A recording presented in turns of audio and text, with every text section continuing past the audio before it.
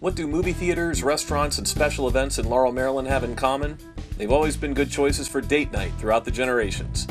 Join me as we'll explore some favorites, including what might have been the ultimate date night, the 1969 Laurel Pop Festival. I'm Richard Friend, and this is Lost Laurel.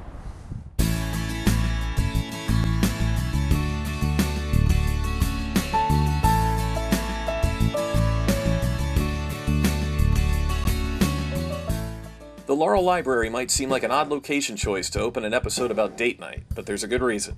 It was right here, quite a few years ago, that I first awkwardly asked the girl I liked out on what would be my very first date ever. Like so many other young Laurelites, we went to the movies, and that's still one of my fondest memories. That was certainly on my mind earlier this month when the time finally came for the demolition of the old Stanley Memorial Library to make way for a brand new, larger facility slated to open by 2017. The library may be the latest Laurel landmark to meet the proverbial wrecking ball, but it did outlive the much newer place I went to on that first date, Laurel Lake Cinema 8. Movie theaters, of course, have long been a date night staple in any town. In this episode, we'll be taking a look at a number of Laurel's date night favorites from years past.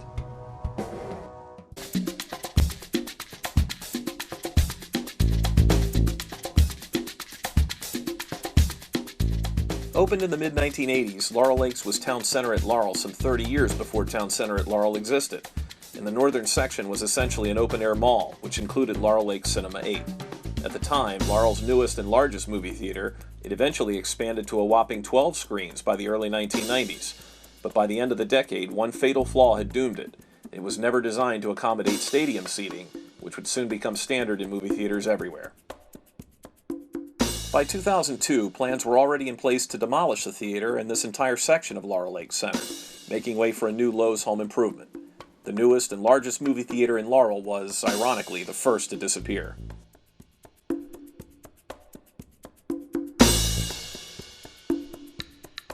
Going back a bit further, Laurel had no shortage of movie theater options throughout the 60s, 70s, and 80s. The cinema at Laurel opened in 1966 at Laurel Shopping Center, and was viable for about the next 30 years until the new Laurel Lake Cinema became the hotter spot.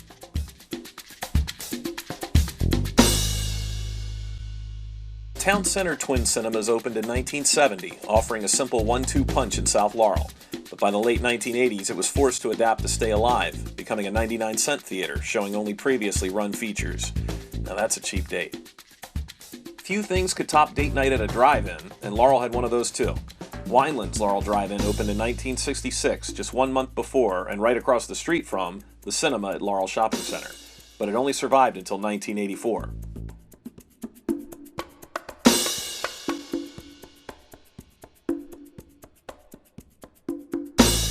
However, Laurelites still had a drive-in just a few miles down the road, literally. The provocatively named Sidney Lust's Drive-In first opened in Beltsville in 1947. A massive wall overlooked Route 1, adorned with the theatrical masks of comedy and tragedy. This wall was actually the back of the screen itself. The theater had a planned capacity for 700 cars, but opened with space to accommodate 1,000. Lust sold the drive-in in 1976, and the new owners renamed it the Beltsville Drive-In. The drive-in closed in 1987, and the familiar Route 1 facade was eventually demolished.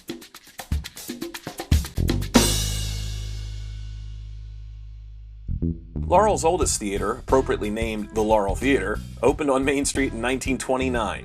It too was originally owned by Sidney Lust.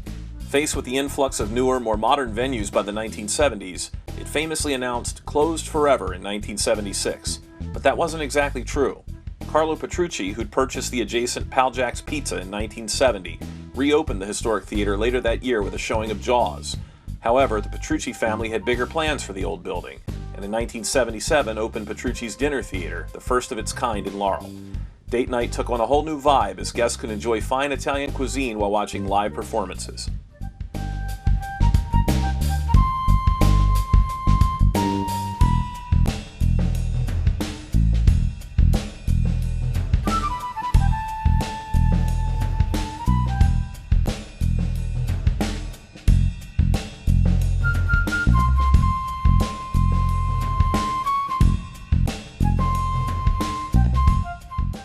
Petrucci's closed in 1992, and the building went through a series of owners, becoming home to a number of comedy clubs.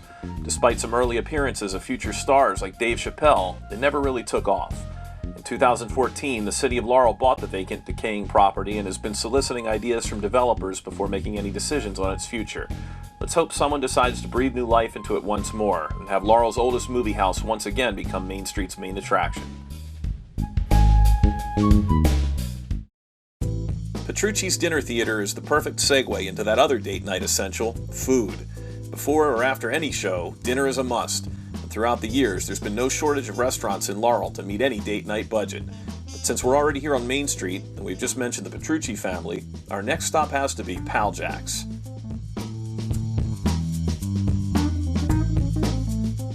Pal Jack's Pizza at 310 Main Street originally opened as Bambino's Pizza in 1968, and before it was sold to Carlo Petrucci 2 years later, it was owned by another familiar name, Jack Delaney, who'd become better known for his Irish pizza pub in Montpelier. Don't worry, we're heading there next. Pal Jack wasn't just the name of the place, it was the phone number too, for those who had trouble remembering phone numbers.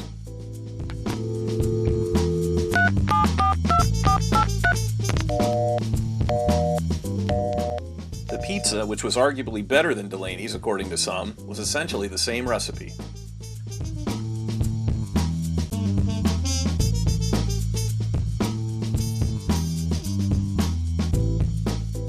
Jack Delaney, meanwhile, shifted his attention to his new Irish pub, which opened in the summer of 1970. The combination pub and pizza parlor was, according to Delaney, not only a completely new concept in Prince George's County, but possibly the only Irish pizza parlor in the world. Despite his small stature, diminutive vaudeville star Sammy Ross would become a mainstay attraction at Delaney's for years, entertaining guests as Johnny O'Pal, a real-life leprechaun.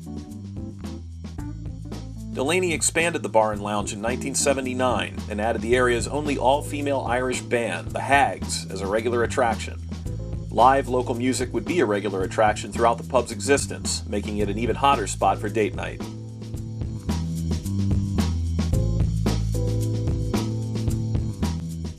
In the early 1980s, Delaney ran into some serious legal trouble and eventually sold the business. While his name no longer graced the pub, it continued to operate much as it always had.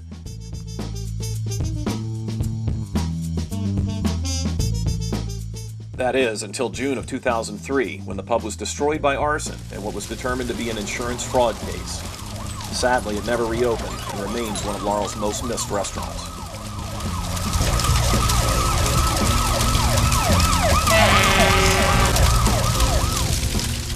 While the fire trucks are still out, let's hit another longtime favorite that went up in flames, Tags at 44 Washington Boulevard, just north of the intersection at Main Street.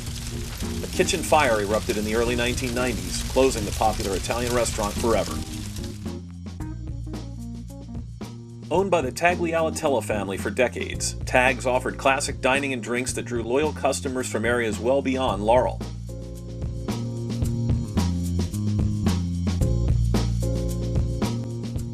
In a previous life, the building had also been home to the Mid-City Restaurant.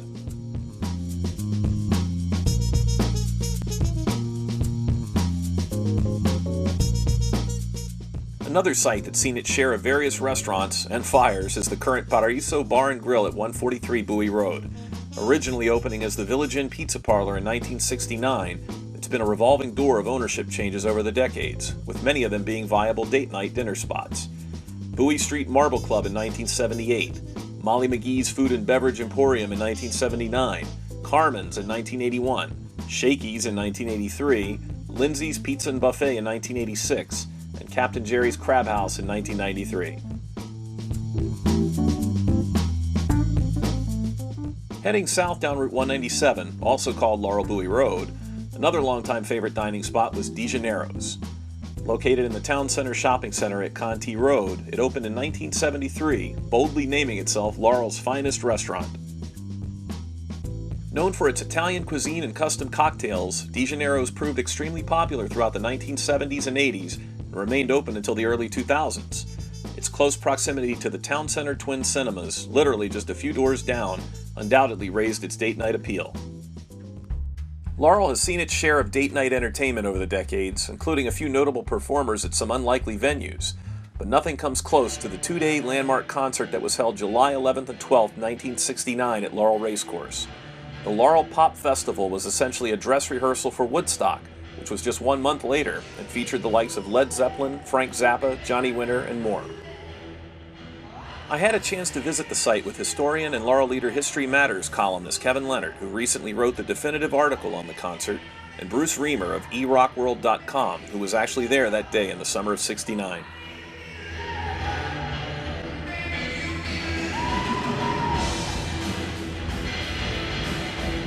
The late 1960s ushered in the era of music festivals, culminating with the granddaddy of them all, Woodstock, in August of 1969.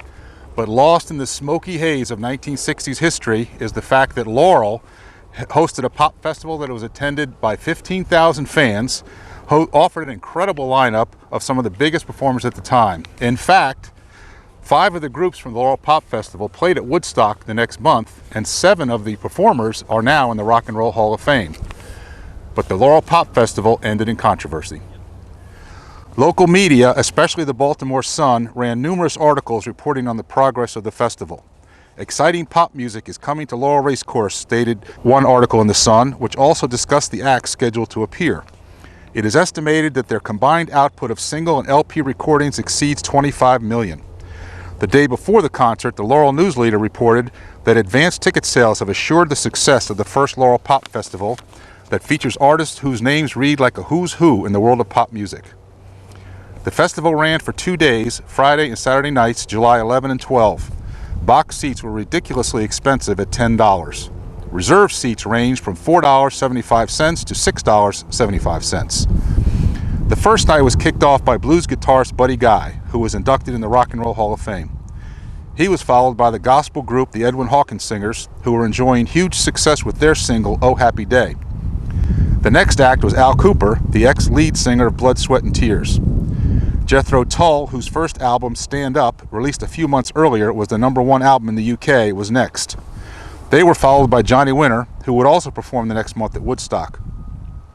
Finishing the first night's set was the headliner, Hall of Fame group Led Zeppelin. Led Zeppelin was in the midst of their first worldwide tour and had been the opening act for The Who a month earlier at the brand new Merriweather Post Pavilion in Columbia. Bruce Reamer was a high school student attending the Laurel Pop Festival. In those innocent days, he wandered backstage with no security in sight and mingled with the performers, snapping away with a Kodak Instamatic. So the lack of security back then made it easy for you and your friend to walk backstage during the Pop Festival. We were just young kids, and we, saw people walking around the side of the stage, and Tom Beach had a small Instamatic camera, and we just kind of wandered around the side of the stage, went in the back, and all of a sudden we were right back there in these little tents where the artists were, and we were stood there talking to Jimmy Page and Johnny Winter. You can see these pictures on my website, and it was just fantastic for a couple of kids, and it gets you all excited about going to these concerts and taking pictures and everything. Did anybody try to stop you at all? No, nobody said a word.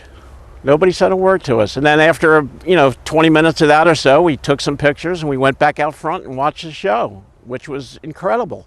So what do you remember about Jethro Tull, for instance? I think it was still the original guitar player, because the original guitar player left after the first tour or two. But, the main thing for us was seeing Johnny Winter, who was unbelievable, Led Zeppelin, and Jethro Tull. That was it. And they were all still young bands. They were still trying to make it. Led Zeppelin's first album was out. Their second album hadn't even come out yet. So this was an exciting time back then. All these bands were coming out of nowhere, and it was just, I always say that I was just lucky to be the right age at the right time in the right place to see all these concerts and everything. A month later we went to Woodstock, and we didn't know what Woodstock was going to be. We just went to see The Who and Hendrix. That was it. We didn't know it was going to turn into this Woodstock thing. What do you remember about Led Zeppelin's performance? It was incredible. Over here, the grandstand, we were facing the grandstand. The stage was facing out towards the woods over here, and they did the Lemon song, which is on their second album. And when he's screaming like, "Squeeze my lemon," it started echoing off the trees back here, and he was playing with it, you know. So I distinctly remember that. It was incredible. He was playing with the echo, and just the whole show was incredible. You know, these bands were still hungry and trying to make it. I read in one of the reviews that the power went off very briefly during Zeppelin's set. Do you remember that? I don't remember that at all. So if that happened, I don't remember. Interview? The second night's lineup was just as impressive, but the night got off to a bad start. Rain delayed the performances for 2 hours, which meant the fans waited in a cold downpour. Finally, at 10 o'clock, the Jeff Beck group with Rod Stewart and Ronnie Wood took the stage. Beck, Stewart, and Wood are all Hall of Famers. The Jeff Beck group was on their 5th U.S. tour and scheduled to play at Woodstock, but the band broke up shortly after their performance at Laurel and canceled. The next act was 10 years after, another Woodstock performer, followed by the Guess Who, riding a huge popularity wave with their #1 single, These Eyes. They were followed by the Mothers of Invention with Frank Zappa, another member of the Hall of Fame. After Zappa, Hall of Fame group Sly and the Family Stone took the stage at 2 a.m. and brought the house down. Things went downhill as Sly's usual frenetic performance continued. The soaked fans were getting colder as nighttime wore on, and bonfires were started on the infield using the wooden folding chairs as fuel. Promoters issued several warnings to the crowd to no avail. The Sun described the chaotic end. The festival drew to an inglorious close as Sly and the Family Stone exited abruptly and the stagehands began clearing the stage. Someone heaved a chair at them and a girl shouted, "We ain't leaving." Because of the commotion on the infield and the rain delay, the Savoy Brown Band didn't perform. Baltimore and Washington TV stations characterized the bonfire as a riot the next day. Although the Laurel Pop Festival was envisioned to be a yearly event, the promoters told The Sun they wouldn't be back. They boasted, however, that the festival grossed $85,000 after paying those incredible acts a total of $55,000. Date night dining didn't always have to be fancy. Diners and fast food have always been an option, and they've always been plentiful in Laurel. Even today, the signs of vintage date night dining can still be found. The oddly shaped AmeriCar dealership on Route 1 North was a quick shake-in, and in the early 1950s, it was Laurel's original Tasty Freeze. Route 1 has been home to some classic American diners since the early 1930s. The Laurel Diner, which opened around 1934, originally faced Washington Boulevard. In 1951, it was replaced with a newer model, rotated 90 degrees south, and was situated directly between the new north and southbound lanes of Route 1. It's still open today as the Tasty Diner. In fact, they recently upgraded their classic tabletop jukebox system. Further north on Route 1, just before Whiskey Bottom Road, was Outriders Diner. Built in the late 1930s and only surviving for about 40 years, it was nonetheless a popular late-night dining spot in North Laurel. And any place that had Italian spaghetti, our specialty, in neon had to be worth a visit. Other small-scale favorites have included Tippy's, which is still in business today as Toucan Taco, and Laurel's original McDonald's at 833 Washington Boulevard, which became the Tasty Freeze in 1970. And sometimes the journey was the destination. Just cruising from anywhere including the Big T, Laurel Shopping Center, the mall, and the bowling alley was an ideal date night for many in Laurel.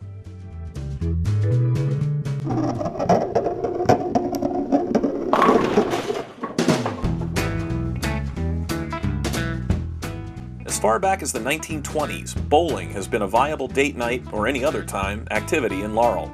One of the earliest was this 4-lane bowling alley at Gray's Newsstand. The building sat at the 200 block of Main Street and was primarily a news and novelty shop, selling magazines, souvenirs, cigars, and candy. But just beyond that wooden door was indeed a bowling alley. Through the 1940s and 50s, the Laurel Bowl-Away, literally just around the corner at 132 Washington Boulevard, was the place to go.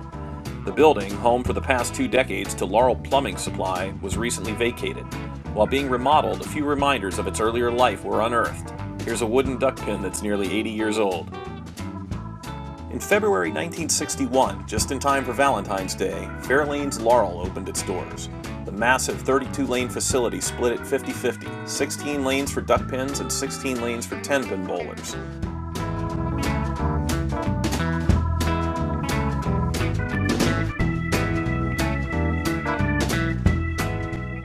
Sometime around 1988, however, the duck pins disappeared in favor of an all 10-pin alley. Fairlanes itself disappeared in the early 90s as well. The bowling alley was rebranded under the AMF banner.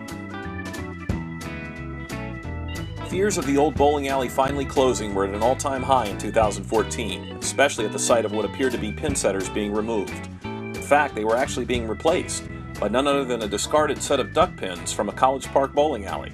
You heard correctly, Laurel once again has duck pin bowling.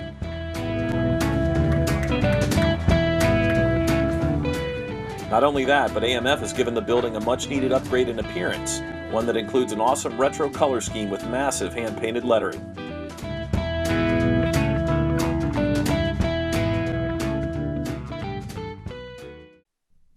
Laurel has never had an amusement park per se, but for a week or two most springs, the carnival would come to town. Located in various spots over the years, including behind the Tasty Freeze and in the parking lots of both Laurel Plaza and Laurel Center Mall, the carnival could be a uniquely memorable date night, with rides you just knew weren't exactly 100% safe. Having been stuck at the top of the Ferris wheel myself in 1987, and having to climb down via hook and ladder, I can tell you that with certainty. But what's a date night without at least some degree of danger?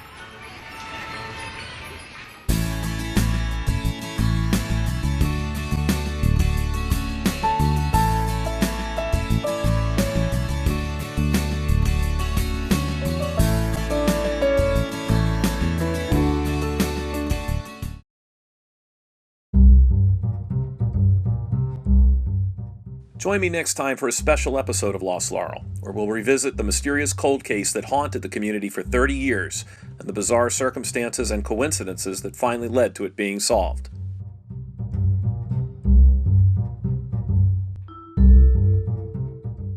Also, join me in person Thursday, July 9th at the Laurel Police Department for a presentation hosted by the Laurel Historical Society. It's part of The Rest of the Story, a series based on ripped from the headlines Laurel in the News. If you were a friend or coworker of Stephanie Watson's, or if you too were affected by this case, please join us for this special event.